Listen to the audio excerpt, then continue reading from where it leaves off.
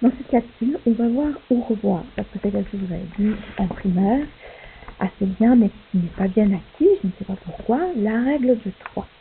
La règle de 3, en fait, c'est une application dans le chapitre des proportions. D'accord? Et c'est toujours bien utile pour résoudre pas mal de problèmes. Je vais vous montrer comment on l'utilise au travers de 2 exemples. Je ne vais pas le faire comme ça dans le livre, c'est des exemples. Règle 3, c'est un bazar avec, on va utiliser des flèches. Vous voyez, donc on passe peut-être par 1 et on trouve finalement ce que l'on veut en dernière position.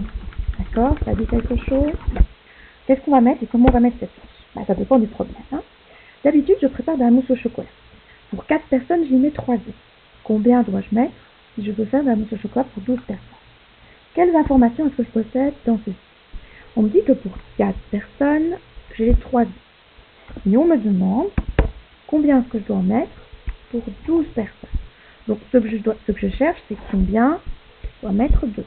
D'accord? Donc, quelque part, on a 2 grandeurs dans notre histoire. On a le nombre de personnes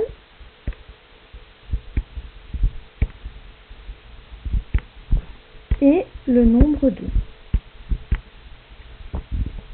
On n'est pas obligé de mettre les titres ici de chaque côté. Moi, je mets pour bien expliquer et montrer de quoi on parle. D'accord? On part de ce qu'on connaît. Donc, on sait que pour 4 personnes, je dois utiliser 3 œufs.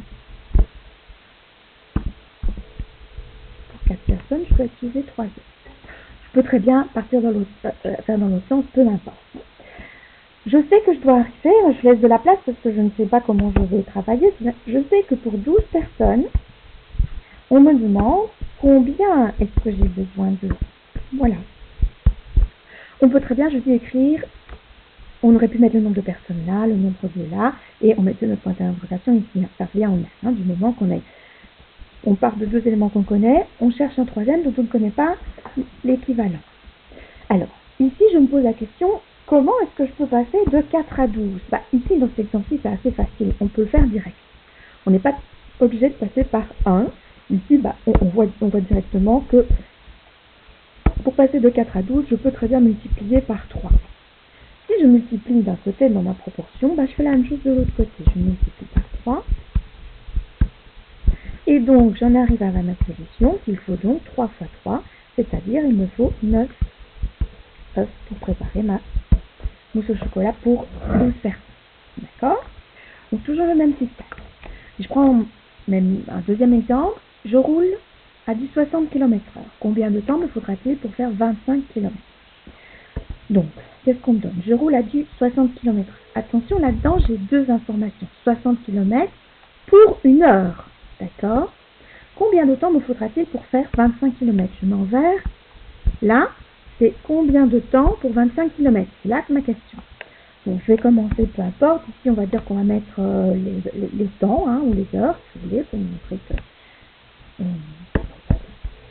on peut faire dans un sens ou dans l'autre. On va mettre le temps et on va mettre les kilomètres. D'accord? Je sais que je fais en 1 heure 60 km. Je pars de ce que je connais, d'accord? Mes couleurs, ce que je connais, voilà. 1 heure, on fait 60 km.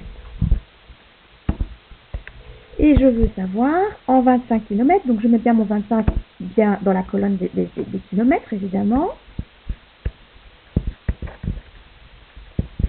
C'est là qu'on me demande, donc en fait, finalement, je mets dans les deux sens, d'ailleurs, d'accord? Donc, pour 25 km, c'est là qu'on me demande, combien est-ce que je vais mettre de temps. Ok? Alors, quand on a des heures aussi, souvent on va transformer minutes, parce que ça va nous être utile pour des heures, on les laisse pas souvent comme ça. Ouais, d'accord. Alors, est-ce que je peux passer directement de 60 à 25? Pas si facilement que ça, soit pas 60 divisé par 2. Donc, je vais passer par un intermédiaire qui est 1. Donc, ceci, j'aurais pu le faire pour le cas précédent aussi, mais bon, c'était évident. Donc, je vais diviser 60 km pour 1 km.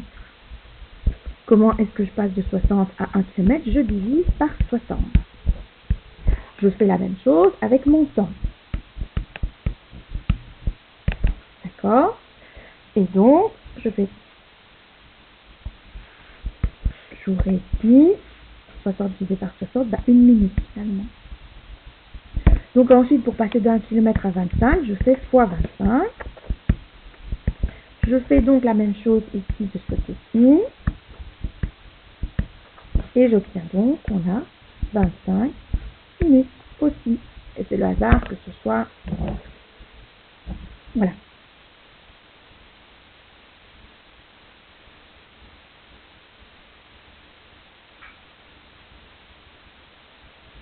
Voilà.